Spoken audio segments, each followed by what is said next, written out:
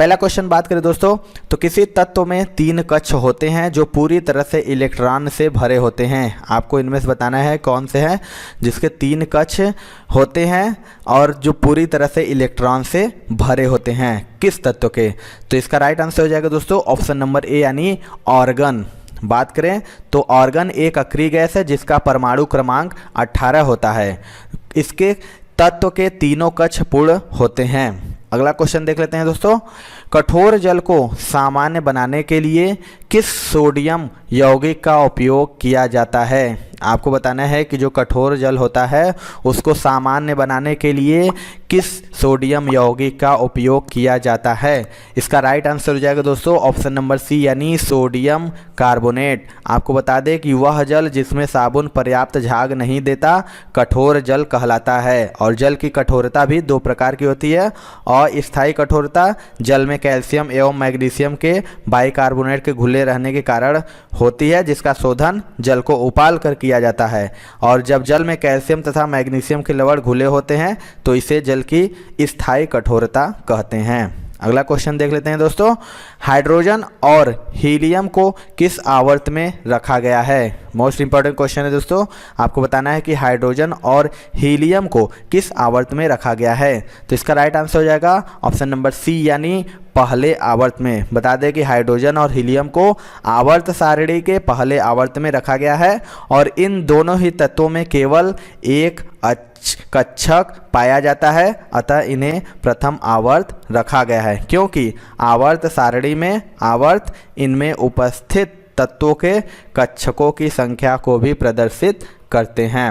अगला क्वेश्चन देख लेते हैं दोस्तों, मेंडल का नियम बताता है कि तत्वों के गुण उनके खाली स्थान है के आवर्ती फलन होते हैं। आपको बताना है कि जो मेंडल का नियम है वो क्या है कि तत्वों के गुण उनके आवर्ती फलन होते हैं। तो इसका राइट आंसर हो जाएगा दोस्तों ऑप्शन नंबर ए यानी परमाणु द्रव्यमान।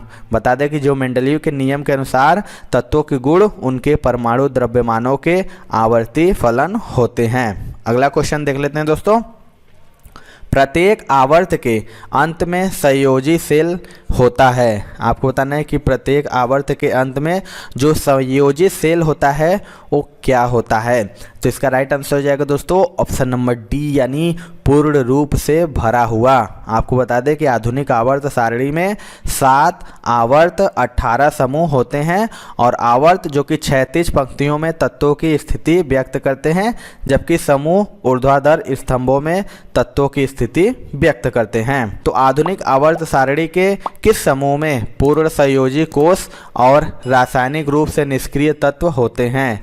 आपको बताना है कि वह आवर्त सारणी कौन सी है जिसमें पूर्ण संयोजी कोष और रासायनिक रूप से निष्क्रिय तत्व होते हैं। तो इसका राइट आंसर हो जाएगा ऑप्शन नंबर बी यानी 18। बता दें कि आधुनिक आवर्त सारणी के समूह 18 के तत्व जिन्हें उत्कृष्ट गैसें कहते हैं, यानी नोबल गैस में संयोजी कोष पूर्ण होता है। अगर बात करें समूह 18 में तो हीलियम, ऑर्गन, क्रिप्टॉन आदि गैसें पाई जाती है। अगला क्वेश्चन देख लेते हैं दोस्तों, बॉक्साइट किस धातु का अयस्क है। मोस्ट इंपॉर्टेंट क्वेश्चन है दोस्तों, मैक्सिमम बार ये एग्जाम में रिपीट हुआ है, वेरी वेरी इंपॉर्टेंट। आपको बताना है कि जो बॉक्साइट किस धातु का अयस्क है। राइट आंसर हो जाएगा दोस्तों ऑप्शन नंबर ए यानी एल्यूमिनियम।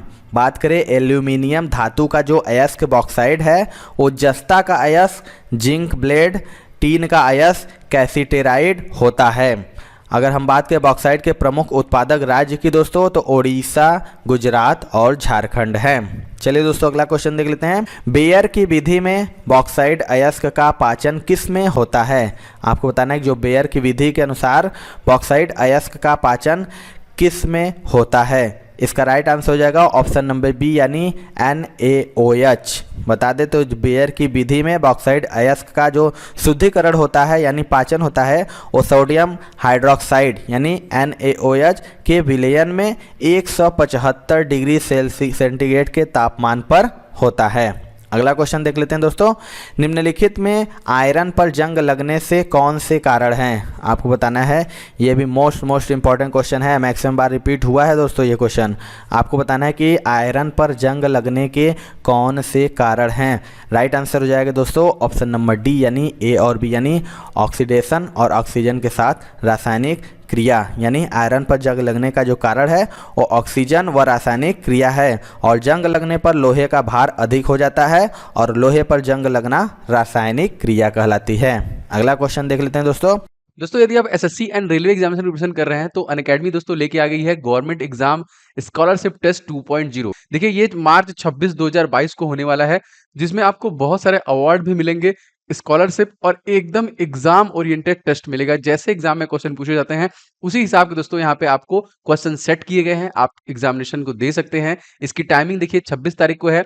अगर आप बैंक एग्जाम के देना चाहते हैं तो 10 बजे है, और एसएससी के लिए 2 बजे, और रेलवे एग्जाम से तैयारी कर रहे हैं तो एकदम एग्जाम पैटर्न पे आधारित सभी प्रश्नों को 5 बजे टेस्ट के माध्यम से दे सकते हैं। इसके अलावा दोस्तों अगर आपकी रैंक 1 आती है तो आपको लैपटॉप मिलेगा, अगर 2 से 6 में आती है तो स्मार्टफोन, 7 से 16 में आती है तो वायरलेस ईयरफोन, और 300 विनर्स जो होंगे उनको 1000 का अमेजन गिफ्ट वाउचर, और 400 विनर को अनअकैडमी स्कॉलरशिप मिलने वाला है। तो बहुत ही मजेदार है। अगर आप प्रिपरेशन में लगे हुए हैं तो आप फटाफट इस टेस्ट को दीजिए, फटाफट कर लीजिए एनरोल। वीडियो के नीचे डिस्क्रिप्शन बॉक्स में आपको सबसे पहला लिंक मिल जाएगा, उस लिंक पे क्लिक करके अपने को एनरोल कर लीजिए, और ये एकदम फ्री में एनरोलमेंट है, ऐसा कुछ भी नहीं, इसका कोई पैसा वैसा नहीं है। तो फटाफट एनरोल कर लीजिए, link in the description box. जब एक लोहे की कील में जंग लग जाती है तो लौह अयस्क का निर्माण होता है। आपको इनमें से बताना है इसका राइट आंसर क्या होगा। यानी जब लोहे की कील में जंग लग जाती है तो लौह ऑक्साइड का निर्माण होता है। तो इसका राइट आंसर हो जाएगा ऑप्शन नंबर डी यानी भार में बढ़ोतरी के साथ। यानी जब लोहे को वायु एवं जल के संपर्क में रखा जाता है तो लोहे में जंग लग जाती है, और लोहे की जंग वस्तुतः हाइड्रेटेड फेरिक ऑक्साइड होती है एवं इसका भार लोहे के मूल भार से अधिक होता है। अगला क्वेश्चन देख लेते हैं दोस्तों। जंग का उदाहरण है, जंग यानी लोहे में जो लग जाता है, पूछ रहा है कि जंग का उदाहरण क्या है। इसका राइट आंसर हो जाएगा ऑप्शन नंबर ए यानी यौगिक का। यानी जंग जो है यौगिक का उदाहरण है। यह लोहे पर ऑक्सीकरण की रासायनिक प्रक्रिया के कारण होता है। चलिए दोस्तों अगला क्वेश्चन देख लेते हैं। निम्न में से कौन सा अलौह धातु है? मोस्ट इंपॉर्टेंट है, आपको बताना है कि इनमें से कौन सा अलौह धातु है। तो इसका राइट आंसर हो जाएगा दोस्तों ऑप्शन नंबर सी यानी एल्यूमिनियम। बता दें कि आयरन हो गया, निकेल हो गया, कोबाल्ट हो गया, एक ही वर्ग की धातुएं हैं, और फास्फोरस वस्तुतः एक अधातु है, अतः एल्युमिनियम जो कि एक अलौह धातु है। अगला क्वेश्चन देख लेते हैं दोस्तों। धातुएं निम्नलिखित प्रक्रिया द्वारा गर्म होते हैं। आपको बताना है कि जो धातुएं होती हैं वो किस प्रक्रिया द्वारा गर्म होती हैं। तो इसका राइट आंसर हो जाएगा दोस्तों ऑप्शन नंबर ए यानी चालन। यानी धातुएं चालन यानी कंडक्शन प्रक्रिया द्वारा गर्म होती है, क्योंकि उष्मा का यह संचरण पदार्थ के अणुओं के द्वारा होता है, और संवहन में उष्मा का संचरण पदार्थ के कणों के स्थानांतरण के द्वारा होता है। अगला क्वेश्चन देख लेते हैं दोस्तों। वात्या भट्टी में किससे आयरन ऑक्साइड उपचयित होता है? आपको बताना है कि जो वात्या भट्टी होती है उसमें आयरन ऑक्साइड उपचयित किससे होता है। तो इसका राइट आंसर हो जाएगा दोस्तों ऑप्शन नंबर डी यानी कार्बन मोनोऑक्साइड। यानी इस भट्टी में अपचयन ईंधन के कार्बन एवं उसके जलने से उत्पन्न कार्बन मोनोऑक्साइड द्वारा होता है। अगला क्वेश्चन देख लेते हैं दोस्तों। वात्या भट्टी में उत्पादित लोहा क्या है? आपको बताना है कि वात्या भट्टी में जो उत्पादित लोहा होता है वो कौन सा लोहा होता है। तो इसका राइट आंसर हो जाएगा दोस्तों ऑप्शन नंबर ए यानी कच्चा लोहा। आपको बता दें कि वात्या भट्टी से जो उत्पादित लोहा होता है वो कच्चा लोहा यानी पिग आयरन होता है, और इसके बाद सभी प्रकार के लोहे बनाए जाते हैं। अगला क्वेश्चन देख लेते हैं दोस्तों।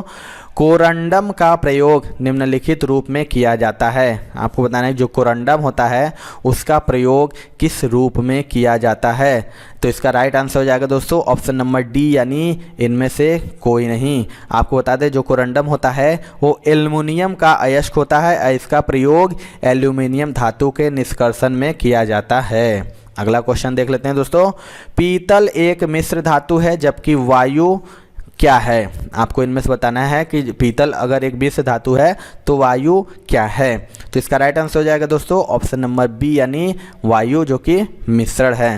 पीतल जो कि तांबा तथा जस्ते की बनी होती है और जबकि वायु विभिन्न गैसों का मिश्रण होता है दोस्तों। अगला क्वेश्चन देख लेते हैं दोस्तों।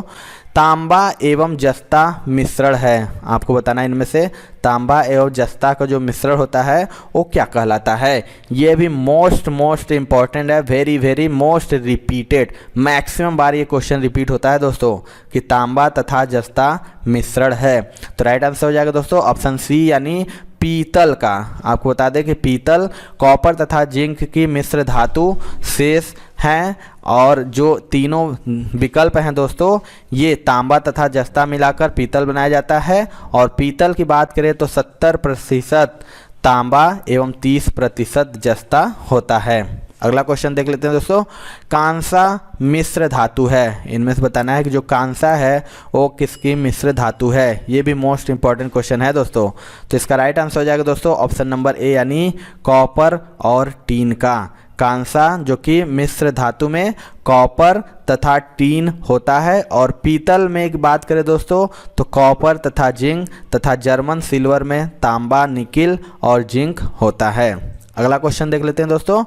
ब्रांज एक मिश्र धातु है, इसके घटक है। आपको बताना है कि जो ब्रांज है वो एक मिश्र धातु है और इसके घटक कौन से हैं? तो इसका राइट आंसर हो जाएगा दोस्तों ऑप्शन नंबर डी यानी CuSn यानी कांसा यानी ब्रांज जो कि एक मिश्र धातु है। इसके प्रमुख घटक यानी कॉपर हैं जो कि 88% है तथा टीन जो कि 12% है।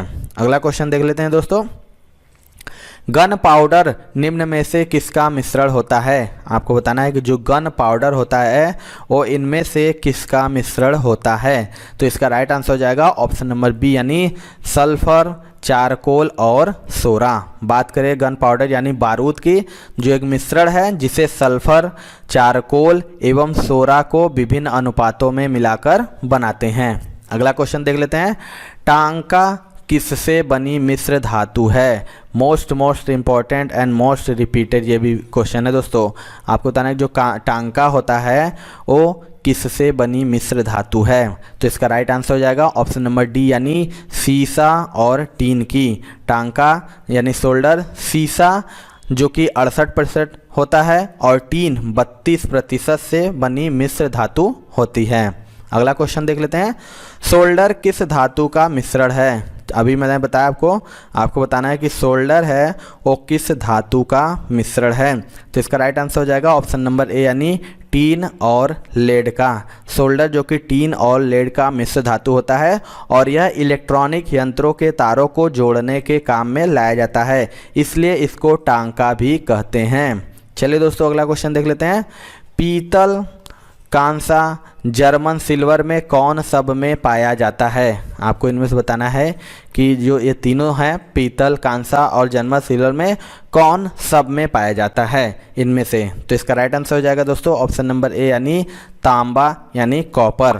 पीतल, कांसा तथा जर्मन सिल्वर में तांबा पाया जाता है। अगला क्वेश्चन देख लेते हैं दोस्तों। सीसा किसका मिश्रण है? मोस्ट इंपॉर्टेंट ये भी क्वेश्चन है दोस्तों। आपको बताना है कि जो सीसा है वो इनमें से किसका मिश्रण है? आपको मैंने बताया इससे पहले। तो इसका राइट आंसर हो जाएगा ऑप्शन नंबर डी यानी रेत और लवण का। सीसा यानी कांच धातुओं के सिलिकेटों, विरंजक पदार्थ, क्षारीय धातु के ऑक्साइड आदि के समांगी मिश्रण से बनाया जाता है। तो ये थी दोस्तों आज की वीडियो। आपको वीडियो कैसा लगा कमेंट सेक्शन में जरूर बताइएगा। वीडियो पसंद आया होगा दोस्तों तो एक लाइक जरूर करिएगा और चैनल पे हमारे नए हैं तो चैनल को जरूर सब्सक्राइब कर लीजिएगा, जिससे आपको आने वाले एग्जाम में बहुत ही मदद मिलेगी। तो मिलते हैं दोस्तों अपने अगले वीडियो में, तब तक के लिए जय हिंद, जय भारत।